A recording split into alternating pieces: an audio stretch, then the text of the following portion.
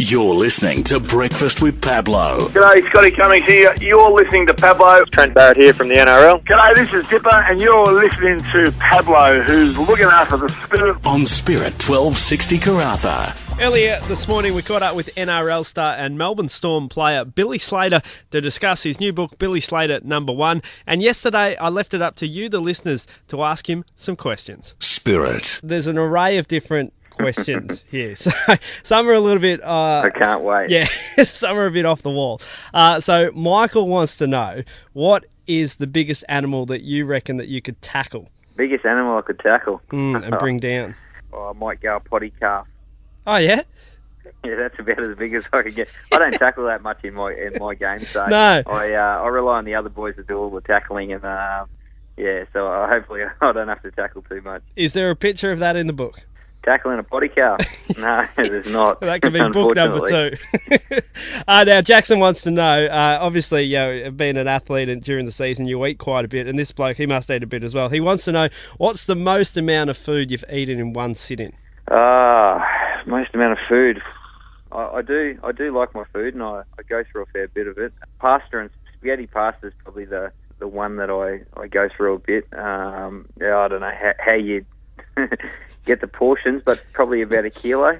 A kilo of spaghetti and pasta, yeah, that's probably about my limit. Alrighty, now Jenny wants to know, are you going to do another Gillette Sports Challenge again? Her and her daughter love watching you and the boys take off your shirts. Well, we did the Rexona Australia's Greatest Athlete there was a few years there, and I was involved in it in 2 years, and I was injured for the third one, but I'm happy to put my hand up if they want to go around again.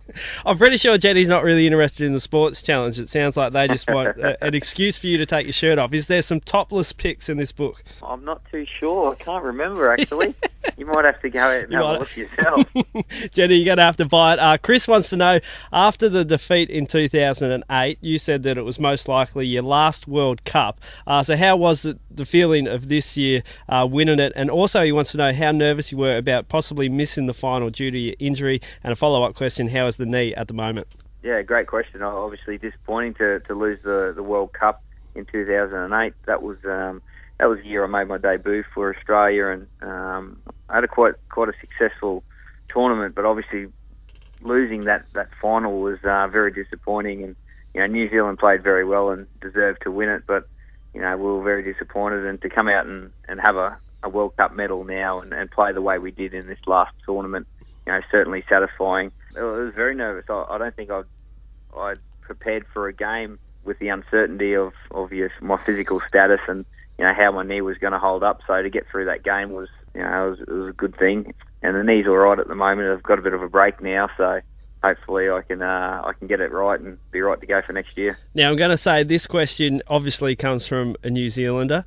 This is from Carl. How does it feel to be the most hated person in New Zealand after defeating the Kiwis in the Rugby World Cup final?